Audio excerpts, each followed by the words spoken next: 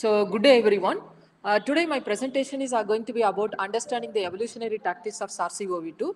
Before going into my presentation, I would like to thank my current and past group members and technical support from IIT Hyderabad and CDAC and IUAC. I am currently Associate Professor at the IIT Hyderabad, Indian Institute of Technology, Hyderabad, India.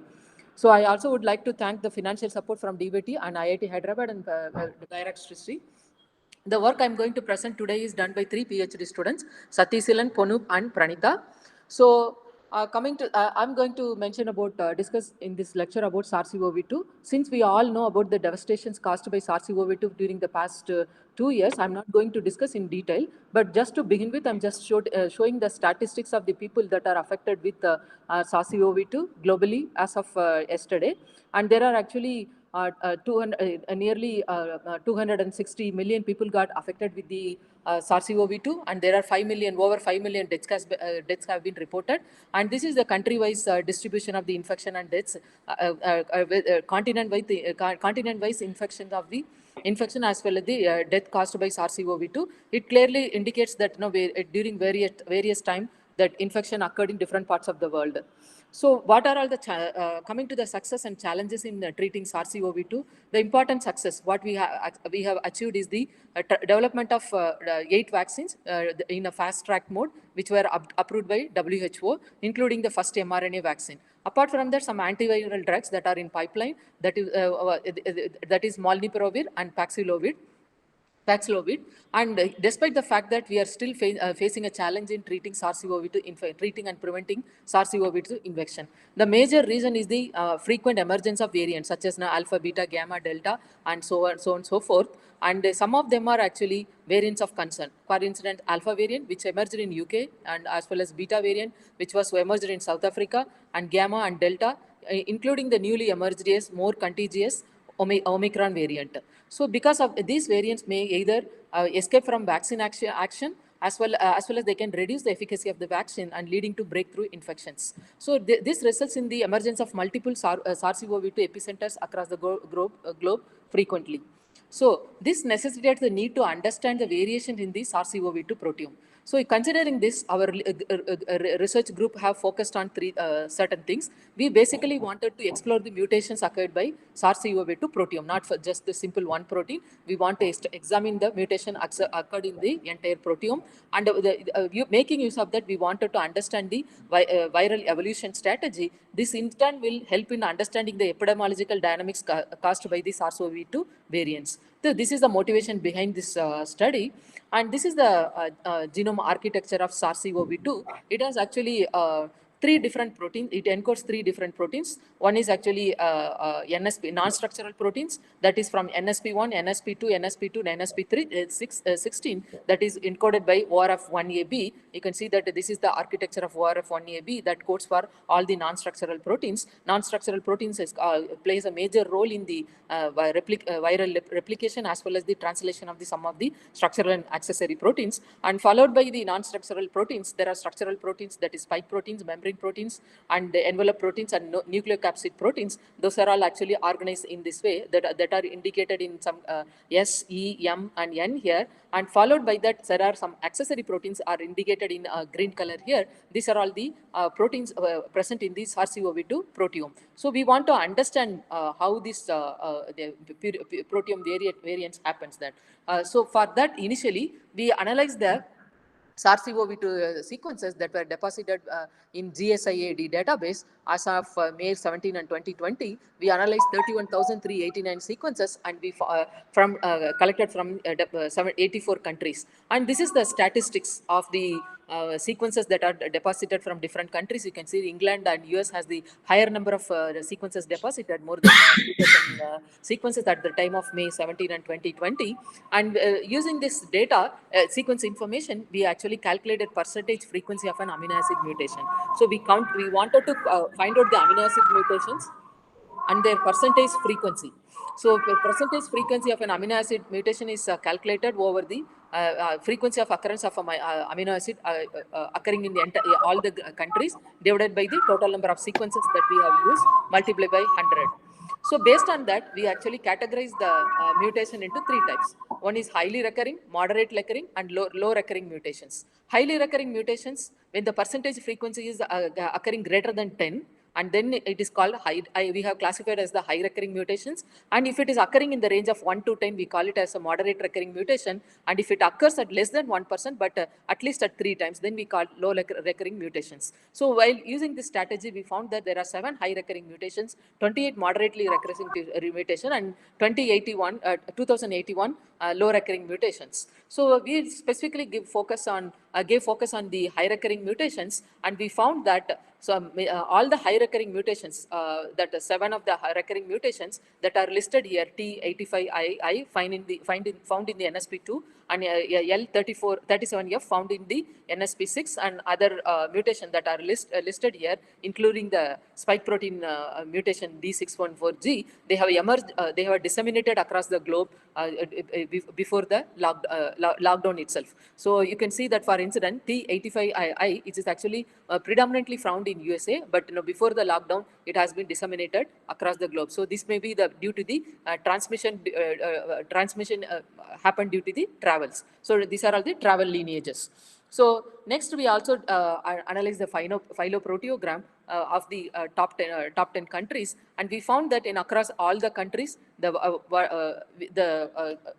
the high recurring mutations were found. Interestingly, we also found that the high recurring mutation, whatever we observed, reported here, so, high recurring mutation, they define the 5 major clades of SARS-CoV-2. I also would like to inform you that the N protein mutation R203K and G204 are actually co-occurring mutations, and similarly these 2 mutations, NSP12 and spike protein mutation, occur simultaneously. So this actually resulted in the 5 major clades in the phyloproteogram. And you can see that NSP6L37F, and that actually clade number 1A, that then soon after it emerges, it also acquired another mutation called G251V, and leading to clade 1B. We define the clade as a clade 1A, 1B, and this is actually L38S. It's another mutation. This is emerged from the lineage A of SARS-CoV-2. SARS-CoV-2 have 2 lineages, lineage A and B. So all the other mutations are found in lineage B, but this mutation alone found in the lineage A. So based on that, we actually came up with this clade definition that is followed by the SARS-CoV-2. So subsequently, we analyzed the sequences obtained 125 million SARS-CoV-2 sequences that are deposited in GSAD as of November 2020, and these are all the statistics, sequence statistics obtained from different countries. This time, in the GSAD there were sequences available for 121 countries, though we have analyzed, and as before, UK and US had the highest number of the UK has the highest number of SARS-CoV-2 sequences, and followed by US. US, it was around 25,000. And again, we calculate a high recurring, moderate recurring, and low recurring mutations. Now, there is at this time, there is a slight increase in the high recurring mutation, which is 10 now, and moderately recurring mutation is 51, and low recurring mutation is 7,854. So we also try to understand the persistence of these high recurring mutations. So we plotted, this is actually month-wise, the frequency of occurrence of each high recurring mutation, 10 high recurring mutations. We found that spike protein, and this is a well-known fact, that D614G and P323L, they completely occupied the all SARS-CoV-2 sequence from March onwards. And after that, we found that in the 3 trio mutations which co-occur, that is war of 10 protein B30L and N protein A2020V and spike protein A2020V, they actually occur simultaneously. They emerge in the month of August, and they occur simultaneously. Apart from that, the N protein mutations as well as the war of 3A mutation and NSP mutation, they were actually not prominent, but they occur in the high frequency range. So, and the spike protein mutation L18SF also started occurring in a high recurrence after the month of August. Interestingly, we found 2 facts that earlier the mutation, whatever we have used here to define the clade 2 as well as clade 1B, they couldn't sustain. Soon, when we paid a critical attention, we found that when the spike protein mutations started dominating, this mutation that is associated with the CLAD2 and CLAD1B, that is this is for the CLAD1B G251V that is indicated here, that actually soon after the emergence of the spike protein mutation, this mutation started declining. Similarly, in the case of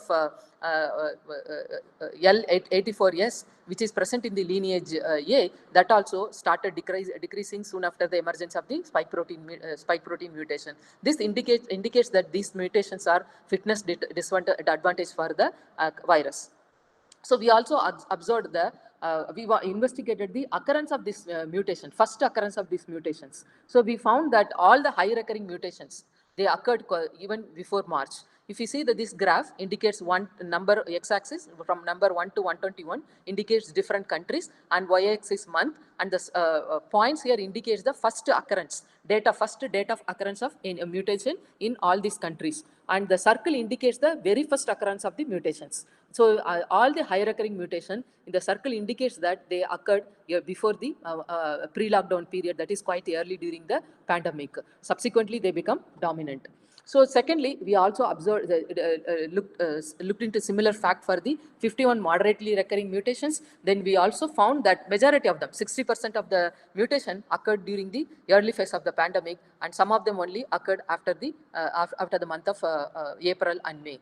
So this indicates that majority of the mutations occurred quite early, that is 63% of the mutation occurred during the early phase. Then we also calculated the persistence of the mutations. So it means that any mutation that occurred during December 2019 to September 2020, but they occurred in the month of October and November 2020, then we consider as a persistent mutations, and we calculated their persistence, month-wise persistent, and we found that the mutations that are emerged in the month of March, they are more persistent compared to mutation emerged in other months. The mutation emerged in March month is more highest persistent, followed by the one that emerged in the month of April. So the, others follow these things. Similarly, the mutations that occurred in the NSP3 that are more persistent compared to the spike protein, followed by the spike protein. So some of the proteins like ORF6 protein, ORF7B protein, envelope protein, NSP10, NSP7, and ORF10 protein had less than 1% of the persistent mutation. Maybe they may be suitable drug targets. So subsequently, we also investigated the emergence of variants. So variants means mutation means emergence of mutation, single mutation. Variant means emergence of a SARS-CoV-2 sequence with combinations of existing mutations. So we paid attention to that, and this is the diagram, graph that shows the number of SARS-CoV-2 deposited from December 2019 to November 2020, and the blue color indicates the number of sequences deposited to GSIAD. However, among these sequences, only 50% of them, that is shown in maroon color, are the unique variant. That means they are actually non-redundant sequences, remaining are the redundant sequences. So further, what we have done is, we took this maroon color one, we further segregated them, and we wanted to investigate that every month, how many mutations are the unique mutations. That means that new mutations, how many of them are new variant, how many of them are pre-existing variant. That means that they were obtained from the previous months. So when we calculated that, we found that every month there is actually 50% of them are new variants, that is indicated in the blue color, and 50% of the variants are carried out from the previous months. So it is clearly indicates that the virus actually undergoes quite a lot of dynamics. Interestingly, we found that only 760 of variants persist during the month of October 2020 and November 2020. Actually, what we obtained is around 4,000 new variants we have observed, but among which only 760 variants are persistent. It indicates that virus undergoes a lot of dynamics. And one more point is, among the variants, only 194 variants appear at least 50 sequences. So out of the 43,499 unique SARS-CoV-2 variants, so only 760 exist in the month of October and persist in the month of October and November 2020, among which only 197 variants appear in the at least 70 sequence. It means the remaining variants actually keep on undergoing changes. So that's what here.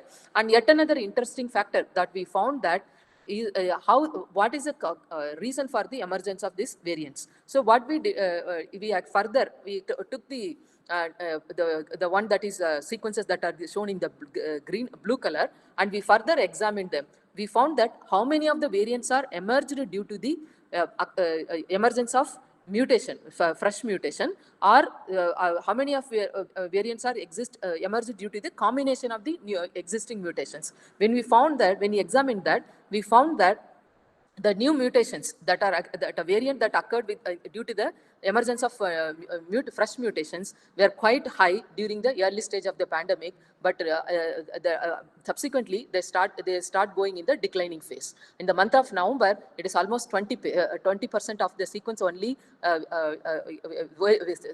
are occurred with the emergence of new variants. On the other hand, during the beginning of the pandemic, 80% of the sequence were with the emergence of new mutations. On the other hand, the reverse trend is actually seen in the case of variants with the existing combination of the mutation. That means that in the early stage of pandemic, the variants that emerged with the existing combination is very less, but when after the month of March, the variants emerging with the combination of the existing mutation is actually 80%. So it clearly indicates that the virus started using cocktail of existing mutation for the survival. So that is the major outcome we obtained. And in order to support that, we also calculated the average mutations that are seen per sequence in the SARS per sequence. So from the month of December to November, we found that during the initial stage of SARS-CoV-2, there are actually negligible variations are seen in the SARS-CoV-2 sequence. But from January 2020 to November 2020, the number of mutations per sequence keep on increasing, and the number at the month of November and October, there were actually almost 9 mutations per sequence in the proteome sequence were observed in the case of SARS-CoV-2. This indicates that after examining the suitable mutations during the early stage of the pandemic, the virus now tests the cocktail of existing mutation to continue for its survival. This is the indication out of that. And in line with that, we actually examined after the Omicron variant emerged, we also try to see that whatever the observation we made during November 2020, how it is actually can be extended here. And interestingly, this already it is reported that this particular variant, it is actually one of the variant of concern from last week, and it has actually 35 mutations. And we found out, we tried to find the date of first occurrence of this variants, and we found that this mutation in the variant shows that they emerged quite early during the pandemic. So if you see the D614G, that is spike protein variant, that is actually, as we know, this first emerged in Japan, and it is emerged in January 2020. And similarly, other variant Y144 deletion that is emerged in India in January 2020. Like that, all the mutations, they emerged quite early during the pandemic, except 8 of them. So it clearly follows whatever we predicted, that the virus actually emerged more, individual mutations. Now it is trying to use the mutation combination strategy for the survival. We further examined the variants, and we, as I mentioned, there were actually 43,500 variants were unique variants were observed. Among them, we classified how many of them occurs frequently, that is at less than 3 times, how many of them occurs 3 to 9 times, and 10 to 49 times, and 50 to 99 times, 500 to 990 times, and 100 to 499 times, and greater than 1000 times. So we found, you can clearly see that the violet color thing clearly region clearly shows that only the sequence that the variant that occurs less than 3 times is actually more compared to the variant that occurs more than 3 times. So the one actually shown in this green color, is that the variant occurs 3 to 9 times, but other variants actually they occur in a very less population. This clearly indicates that the SARS-CoV-2 actually undergoes a very fast dynamics by occurring by changing the by testing the mutation combination, by taking the mutation combination strategy. This is actually simple description about which protein actually contributes to the variants. Obviously, spike protein and the NSP12, which is actually predominant, and followed by N protein. N protein also contributed more for the variants, and also these are all the based on the data set deposited in GSID, the variant distributed around the globe we have estimated, and UK had the highest number of variants, and followed by the mutation combination strategy, followed by USA and India and Australia. This perhaps the higher number of variation combination mutation combination seen in the UK may perhaps be the perhaps due to the highest number of sequences deposited by UK. So whatever I have, finally, we also looked into the clad, whatever we saw in our first investigation, the first phase of calculation, that there were actually 5 major clads. We want to further check whether the 5 clads still retains or some other changes have happened. Obviously, the emergence of additional high recurring mutation did not disturb the 5 clads of the SARS-CoV-2, but additionally, one extra subclad has been emerged due to the three highly recurring V30L, A220V and A220V mutation of the ORF10 protein, spike protein and N protein respectively, except that the SARS-CoV-2 clad definition remains unchanged. So one thing also we have observed, there were no, as I mentioned earlier, there is a fitness disadvantage for the virus, that mutation L84S2 occur along with the spike protein mutation. Similarly, for the G251V2 occur along with the 3 spike protein mutation. Because of that, this clad did not emerge, and when the spike protein mutation dominated. But some rare occurrence of these two mergers, merger of 2 with 3B and 1A with 3B have been observed. This is the actually distribution of SARS-CoV-2 clads across the different distribution of the different SARS-CoV-2 clads, whatever we have defined here. And you can see that this is a month-wise distribution, and you can see that in the month of December, the one that is actually 5 and 4. 5 is actually does not have any high recurring mutation, and 4 one is the one that is having NSP12 mutation that was actually kind of dominant, and compared to but when during the progression of the pandemic and the other clads, especially the merger of spike protein with the other mutation, they become dominant. That you can see that this spike protein mutation with ORF3A mutation and NSP12 mutation lead to clad 3D. That can be seen in the blue color thing, and that also can be seen. And again, NSP mutation, 2 NSP co-occurring mutations can also be seen in the green color, and the emergence of 3F because of the co-occurring mutations also. You can see towards the end of the October. So this become dominant.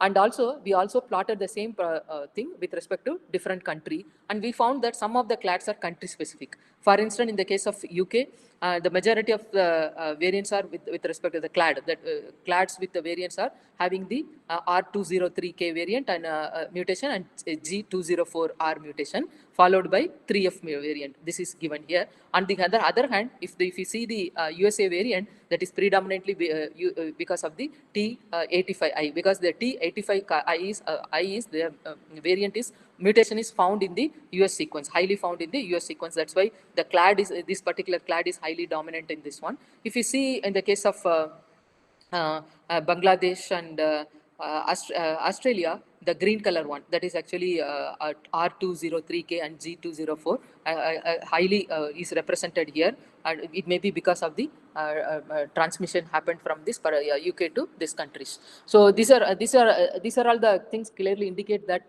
the SARS-CoV-2 clads are highly dynamic in nature. And also we plotted the each clades, evolution of each clades and their persistent with respect to time. And we found that like particularly, if I take this example, clade 3E that emerged in month of July 2020, and then it actually declines. It doesn't mean that the clade totally vanished. Actually, clade D is this one. It doesn't mean that it totally vanished. It still persists, but additional mutations have happened. That's the reason it emerged into a new variant. Same thing you can see here. And best example can be seen here by considering one particular mutation that is belong to third E, one particular variant that belong to clade 3D. So the clade 3D is defined with respect to this particular mutation, and you can with the first variant was this particular variant was first found in France with 2.68%, 64%, and subsequently with the addition of different mutations in different countries evolved into different variant with respect to time. So it clearly indicates that the SARS-CoV-2 uses mutation combination strategy and keeps on evolving. That is the overall conclusion from this study. So if you the take-home message is that the most of the mutations in SARS-CoV-2, that is around 63% of the mutations have been picked up by SARS-CoV-2 during the early stage of the pandemic, and this results in the 5 major clades. And now the virus started using the mutation combination strategy by utilizing the cocktail of beneficial mutations, and very few mutations combinations have been sustained. That means that the virus is highly the virus undergoes faster evolutionary dynamics.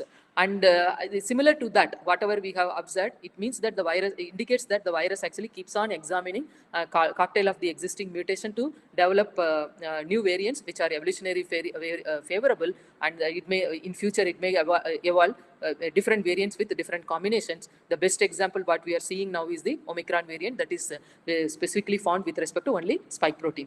With this, I thank you all for listening to my talk.